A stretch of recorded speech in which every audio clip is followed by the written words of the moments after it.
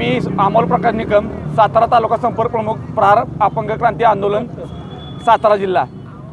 आमच्या आधारवाड आणि आमचे सर्व दिव्यांगांचे एक नेते आमचे बच्चूभाऊ यांच्या आदेशाखाली 36 जिल्हा अधिकारी कलेक्टरच्या ऑफिसच्या बाहेर आम्ही आज आंदोलन करत आहोत।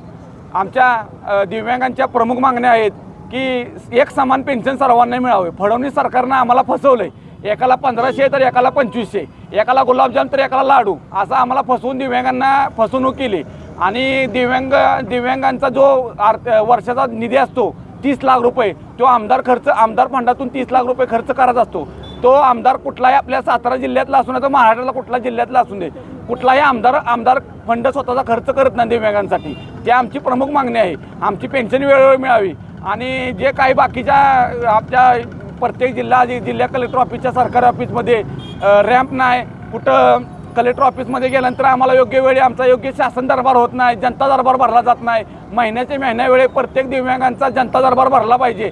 प्रत्येक ऑफिसमध्ये आता झालेल्या जागतिक दिव्यांग अपंग दिनाचा कुठल्या सातारा जिल्ह्यात प्रत्येक ऑफिसला दिव्यांग दिन साजरा झाला, ते त्यांनी काढून दाखवावं की इथं जागतिक दिव्यांग साजरा झाला। नाहीतर आम्हाला तर असं तर तुम्ही वागणूक देणार असाल तर आमचा सर्व दिव्यांगांचा एक जालियनवाला बाग हत्याकांड करून टाकला तरी चालेल। दिव्यांग घटक जन्माला आला की तुम्ही हा घटक डिलीट करून टाका, मग ना रहेगा घाट ना रहेगी बासुरी, मग बासुरी बी वाजवणार नाही आणि बासुरीला पिपण्या पण येणार नाही। त्यामुळे दिव्यांग बांधवांचा हा घटक आहे ना, तो शासनानं कुठंतरी डिलीट करून टाकावा। जर आम्ही मागण्या मांडून तुम्ही आमच्या मागण्या पूर्ण करणार असाल, आज 75 वर्ष पूर्ण झाली आपल्या भारत स्वतंत्र होऊन, तरीही दिव्यांग हा असा घटक आहे की तो स्वतःच्या मागण्यासाठी धडपडतोय आणि सरकार फक्त त्याचं नुसतं बघण्याची भूमिका, निवेदन करतो, करवून घेतो, पण कुठलाही शासन अधिकारी नाही तर शासनाचा आपला अधिकारी दिव्यांग बांधवाकडे त्यांच्या चांगल्या सहानुभूतीकडे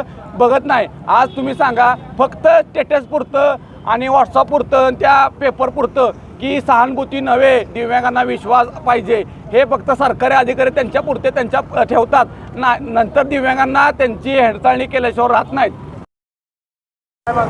आज आम्हाला जी मिळणारी पेन्शन 1500 आत्ता मिळते बऱ्याच दिव्यांगांना, 2500 दिव्यांगाचं घर नाही चालत, दिव्यांगाला किमान 6000 तरी पेन्शन झाली पाहिजे। आज मंत्री आमदाराला 3-3 लाख पगार आहे आणि दिव्यांगाला फक्त 2500 पेन्शन मिळते। त्या पेन्शनवर दिव्यांगाचं घर नाही चालत। दिव्यांगाचा निधी आमदार फंड असतो 30 लाख, तो खर्च नाही करत कुठलाच आमदार महाराष्ट्रातला। तो 30 लाख खर्च झाला तर त्यातून दिव्यांगाला गाडी मिळेल, एखाद्या अंध व्यक्तीला मोबाईल मिळेल, मतिमंद मुलाला दवाखान्याचा खर्च मिळेल। आत्ता सातारा जिल्ह्यात बऱ्याच ऑफिसला रॅम्प नाहीत, व्हीलचेअर नाही, SP ऑफिसला आम्ही रांगत जावं लागतंय। ही 75 वर्षातली आमची अवस्था आहे, म्हणून आज आम्ही रस्त्यावर रांगणार आहे।